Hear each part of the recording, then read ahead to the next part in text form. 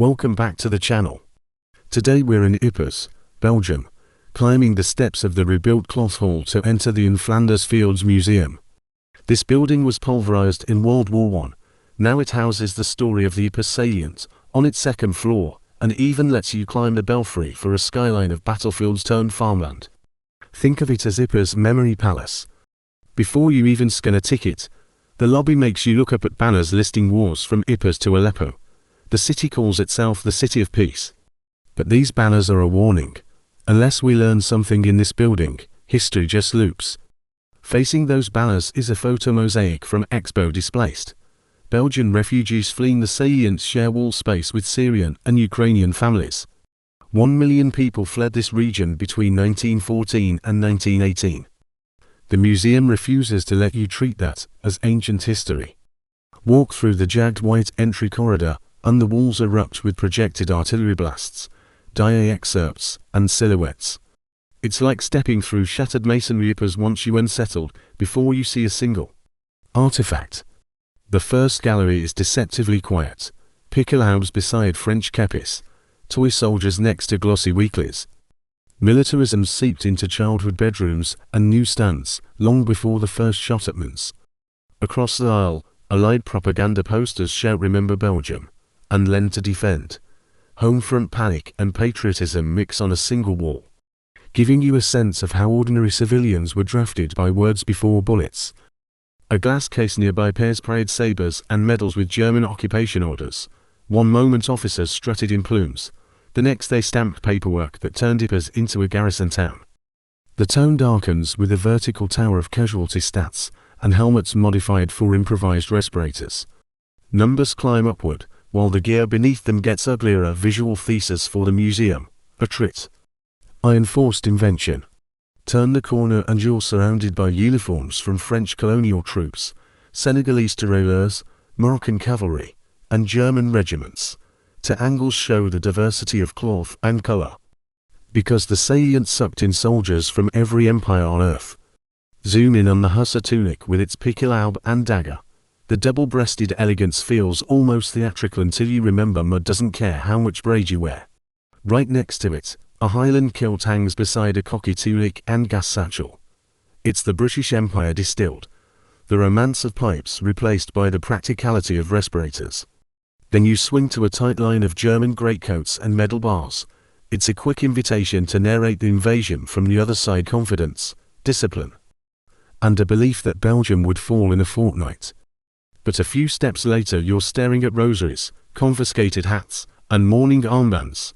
Casualty numbers become empty pews and grieving families in one glance. Corrugated shovels, saws, and engineering sketches show how soldiers carved zigzag trenches into Flanders mud. Those zigzags limited enfilade fire and trapped grenade blasts, details the museum makes tangible. A life-size horse team drags an artillery limber through a mural of churned fields. It's a reminder that logistics devoured horses as quickly as shells. Nearby, broken statues, clocks, and carved angels salvaged from Ypres buildings sit under red light. Culture became shrapnel. The Ypres in ruins panel lays out evacuation orders and dates. Keep it on screen while you narrate the moment civilians realized their medieval marketplace wouldn't survive 15 minutes under artillery. Then you meet the gas gallery. A mannequin stands in full respirator kit beside early improvised gear. This is the front that watched green clouds roll in. The museum humanizes even the villainy. A holographic Fritz Haber calmly explains why he championed chlorine gas at second Ypres wine would carry it. Artillery shells couldn't hold enough chemicals. And his commanders had no legal objections. Hearing the architect justify it in his own words is chilling. Sind jedoch für eine derartige Aufgabe praktisch unzureichend, da es ihnen an Massenwirkung fehlt. Unsere Geschütze und Minenwerfer sind begrenzt. Das Fassungsvermögen der Geschosse für die chemische Füllung zu klein. Das zu vergasende Gelände zu groß. Das alles kann ich lösen.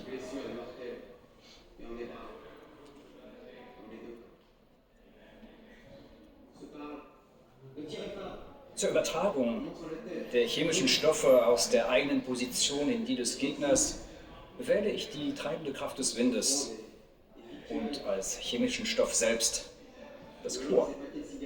Für die Wahl des Chlors ist für mich bestimmend, dass es in Deutschland in vollem Maßstabe in verflüssigter Form zur Verfügung steht und infolge seiner großen Flüchtigkeit besitzt es die militärisch wirksame Eigenschaft, keine längere Nachwirkung in der verseuchten Zone zu hinterlassen.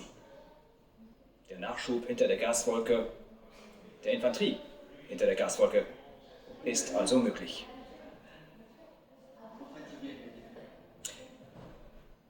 General von Falkenhayn stimmt meinem Plan zu. Grundsätzliche völkerrechtliche Bedenken gibt es nach seiner Achtung nach nicht. To keep you from hardening completely, the next case is full of trench art, devotional embroidery, and carved figurines, creativity and faith for survival skills. Doctor's bag, prosthetic arm, sketchbook, they tell the after story. Surviving gas or shrapnel meant a lifetime of adaptation. Morphine tins, shell dressings, badges, and a battered satchel show what medics carried on their backs while sprinting across duckboards. To vitrines of trench mortars and rifle grenades let you talk about the arms race underground. Short-range weapons evolved because trenches crept closer and artillery couldn't always reach. A red-lit wall of machine guns, flamethrower projector, barbed wire, and trench knives sums up industrial killing. You can feel the weight of static warfare in steel. Then the diorama drops you onto Paschendel boards. One shot shows men ankle-deep in cratered mud hauling crates. The other reveals shattered concrete where they huddled for cover. A mural of Moroccan troops hangs above fez caps, daggers, and prayer beads. It's an easy bridge to talk about colonial soldiers pulled into a European war and how their stories still decorate mosque. What was today? A grid labeled what a Tommy carried looks like a video game inventory. Rifle, bayonet, mess tin, entrenching tool, canteen. Parallel that with the German war. Greatcoats, ammunition pouches, gas mask canister, winter gloves. Even enemies carried nearly identical burdens. Horizon blue tunics and Adrian helmets bring the early French silhouette back to life. You can almost hear the whistles at Neuve-Chapelle. Doughboy helmets, trench knives, gas mask bags, America's late war rival, but massive manpower infusion is summed up right here. Slouch hats, SMLE rifles, leather bandoliers. Wire cutters. Australia and New Zealand had their own signature loadouts, and they left blood in these fields. Even Austro-Hungarian troops cycled through West Flanders. The tropical tunic and kepi on display proved the Salient touched every alliance. Then the gallery lightens with toy tanks, wartime ceramics, and souvenirs. It's eerie. Mechanized war captured children's imaginations, even as it shredded their hometowns. Just when you need hope, the screens dim and a German soldier reenactor sings Stillnacht. The exhibit narrates the 1914 Christmas truce when German and British troops swapped carols, climbed out of trenches, and shared cigarettes for a few hours. No Man's Land turned into a choir loft before artillery orders dragged everyone back.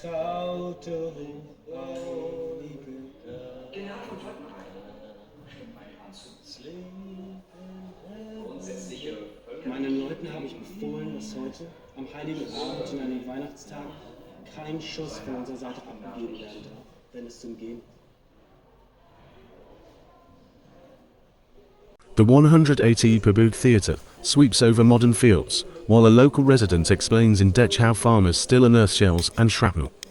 Battlefield archaeologists and drone shots overlay past and present, proving the landscape itself is a witness.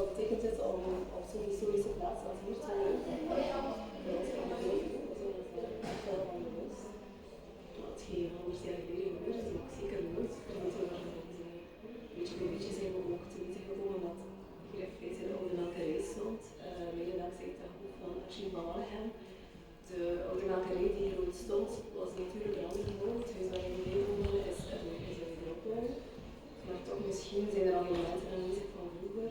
Ik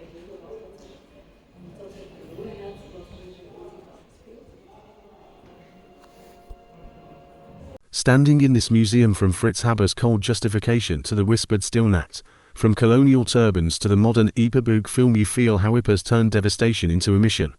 If this walkthrough helps you plan your own visit, or just gives you a fresh perspective on the Salient, hit like, share it with a fellow history nerd. Unsubscribe so you don't miss the next battlefield deep dive.